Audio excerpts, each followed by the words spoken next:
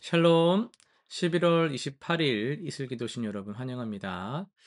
예, 우리 암송하고 시작하겠습니다. 시편 121편 7절과 8절입니다. 여호와께서 너를 지켜 모든 환난을 면하게 하시며 또 내 영혼을 지키시리로다. 여호와께서 너의 출입을 지금부터 영원까지 지키시리로다. 한 번 더 하겠습니다. 여호와께서 너를 지켜 모든 환난을 면하게 하시며 또 내 영혼을 지키시리로다. 여호와께서 너의 출입을 지금부터 영원까지 지키시리로다. 아멘. 오늘은 역대상 24, 25장, 베드로전서 5장, 미가서 3장, 누가복음 12장을 본분이라는 주제 단어를 통해서 함께 살펴보겠습니다. 역대상입니다. 다윗은 제사장과 레위인의 직무를 24개의 24반열로 조직을 했습니다. 이것은 단순한 업무 분장이 아니라 하나님께 드리는 예배가 질서 있고 지속적으로 이루어지게 하려는 일종의 배려였죠. 각자에게 맡겨진 시간, 역할이 있었고, 그들은 자신의 차례가 되면 성전에서 충실히 섬겼습니다. 찬양대 역시 마찬가지였는데요. 하나님 앞에서의 본분은 화려함이나 높은 지위에 있는 것이 아니고 주어진 자리에서 신실하게 맡은 바를 감당하는 데 있습니다.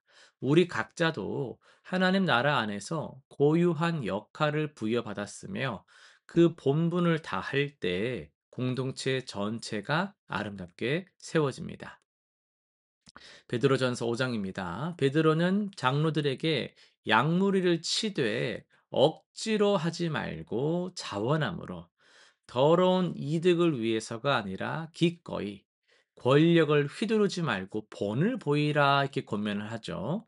영적 지도자의 본분은 자기 유익이 아닌 양들의 유익을 구하는 것이죠. 목자장이신 예수님이 나타나실 때 시들지 않는 영광의 면류관을 받으리라는 약속은 신실한 섬김에 대한 하나님의 보상을 확증합니다. 이 원리는 교회의 모든 리더십에 적용이 되어 섬김의 본분은 희생을 요구하지만 그 끝에는 주님께서 친히 인정하시는 영광이 기다립니다. 미가서 3장으로 가겠습니다. 미가는 정의를 미워하고 공평을 굽게 하며 뇌물과 사욕을 위해 직분을 남용하는 지도자들을 신랄하게 책망합니다. 그들은 백성의 살을 뜯고 뼈를 깨뜨리는 자들로 묘사되는데요. 통치자, 재판관, 제사장, 선지자 모두가 자기 이익만 추구를 했습니다. 하나님께서 지도자들에게 주신 본분은 정의를 세우고 약자를 보호하고 진리를 선포하는 것이죠. 이 본분을 저버릴 때 하나님은 그들의 부르짖음에 응답하지 않으십니다. 권위는 섬김을 위한 것이고 직분은 하나님과 사람 앞에서 정직하게 행할 책임을 수반합니다. 네, 오늘은 누가복음 12장을 통하여서 때를 분별하는 신실함 이런 제목으로 말씀을 전하겠습니다.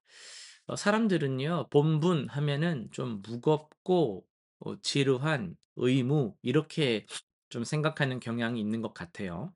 하지만 성경이 말하는 본분은 단순히 해야 할 일들의 목록 이런 것이 아닙니다. 그것은 우리가 누구인지를 드러내는 정체성이며 하나님 나라 안에서 우리에게 주어진 고유한 자리라고 할 수 있어요. 예수님은 제자들에게 본분을 이야기하시면서 언제 돌아올지 모르는 주인을 기다리는 종의 비유를 들려주시죠. 이 비유는 우리에게 묻고 있습니다. 당신 지금 무엇을 하고 있느냐라는 것이죠. 주인이 혼인 잔치에서 돌아오기를 기다리는 종들이 있습니다. 그들에게 주어진 과제는요, 명확합니다.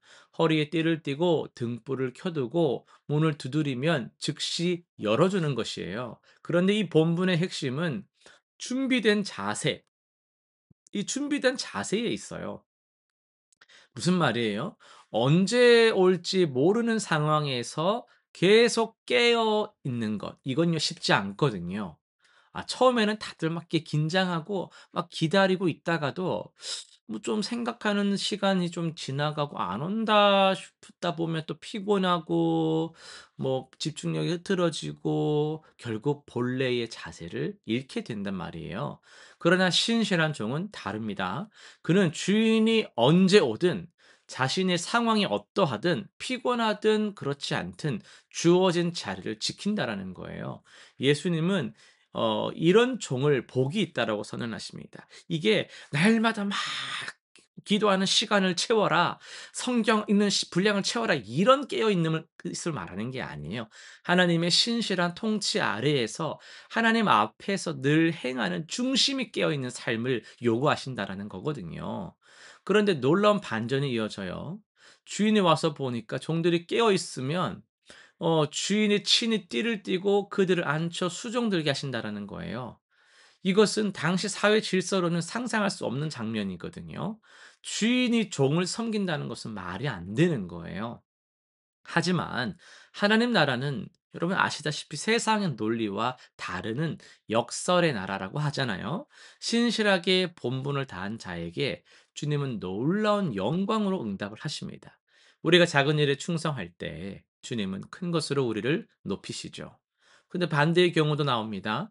주인이 더디 오리라 생각하면서 다른 종들을 막 때리고 먹고 마시며 취하는 종이 있어요. 그는 본분을 저버린 겁니다. 그는 주인이 맡긴 권한을 자기 유익을 위해 사용하고 때를 분별하지 못한 채 방종했습니다. 예수님은 그런 종이 예상치 못한 날, 알지 못하는 시각에 주인이 이르러 엄히 징계받을 것이라 경고를 하세요. 본분을 저버리는 것은 단순히 게으름의 문제는 아닙니다. 그것은 통치자를 외면하는 것이고 주인을 무시하는 태도이며 자기 자신을 주인 자리로 앉히려는 교만인 것이죠. 여기서 예수님이 강조하시는 것은요. 때를 아는 지혜입니다. 충성된 청지기는요. 때를 따라 양식을 나누어 주는 자거든요. 그는 사람들이 무엇을 필요로 하는지를 알고 적절한 시기에 필요한 것을 공급합니다. 이것이 본문의 핵심이에요. 우리는 각자에게 주어진 자리에서 하나님께서 맡기신 자원을 관리하며 때를 분별하여 시간을 사용하고 물질을 사용할 줄 아는 그런 청직입니다. 어떤 이에게는 물질이 맡겨질 수 있고요. 어떤 이에게는 시간이 맡겨질 수 있고, 어떤 이에게는 은사가 주어지고요. 어떤 이에게는 관계가 맡겨진다라는 거예요. 우리의 본분은 그것을 우리의 것으로 움켜쥐고 나를 드러내는 데 활용하는 것이 아니라 내게 주신 것들을 깨닫고 주님의 뜻대로 쓰임 받는 거예요. 더 나아가서 예수님은 물은 많이 받은 자에게는 많이 요구할 것이요 많이 맡은 자에게는 많이 달라 할 것이니라 라고 말씀을 하시죠. 이것은 공평한 원리인데요.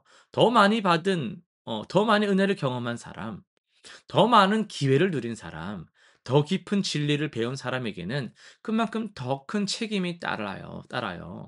우리가 하나님의 말씀을 듣고 은혜를 받았다면 그것은 특권이지만 동시에 책임이기도 합니다. 우리는 그 진리대로 살아야 하며 다른 이들에게 그 은혜를 흘려 보내야 합니다. 결국 본문은 지금 여기서 신실하게 사는 거예요. 나중에 언젠가 때가 되면 상황이 되면 아니고 지금 여기서 신실하게 사는 겁니다. 우리는 주님의 재림을 기다리지요. 그런데 그 기다림은요. 수동적으로 방관하는 것이 아닙니다. 언젠가 오시겠지. 설마 내 때 오시겠어? 그게 아니에요. 우리는 깨어서 맡은 일을 행하며 이웃을 섬기며 하나님 나라를 확장하는 일에 힘을 씁니다. 주님은 반드시 다시 오시잖아요. 그날이 언제인지는 모르지만 중요하지 않아요. 그분이 오실 때 우리가 신실하게 본분을 다하고 있는 것, 그것을 주님이 발견하시기를 소망합니다. 그때 우리는 "잘하였도다. 착하고 충성된 종아"라는 음성을 들을 것입니다. 실천사항 세 가지 정리하겠습니다. 첫째는요. 이번 주 내가 하나님께 맡은 바 책임이 무엇일까 구체적으로 생각해 보시고 신실함을 회복하시길 바랍니다. 둘째요. 내 시간과 물질과 은사 중 한 가지를 좀 선택하셔서 이번 달 가기 전에 아니면 연말 중에 누군가를 섬기는데 어떻게 이걸 잘 활용하고 사용할지를 계획하시고 실행하시길 바랍니다. 세 번째는요. 매일 잠들기 전 '오늘 주님이 오셨다면 나의 모습이 부끄럽진 않았을까?' 이렇게 자문하면서 하루를 돌아보는 시간을 가져보시길 바랍니다. 기도하고 마치겠습니다. 사랑의 하나님 아버지, 우리에게 본분을 주시고 청지기의 자리를 맡겨 주심에 감사드립니다. 매일매일 주님 앞에서 행하는 자들 되게 하여 주옵소서. 주님 언제 오시는지를 우리가 알지 못하나 그것이 우리에게 중요한 것이 아니라 우리 주님 다시 오신다는 약속 믿고 오늘이 그날인 것처럼, 지금이 그 순간인 것처럼 늘 깨어서 주님 앞에서 늘 행하며 살아가는 그런 신실한 주님의 백성들이 되게 하여 주옵소서. 예수님의 이름으로 기도드립니다. 아멘.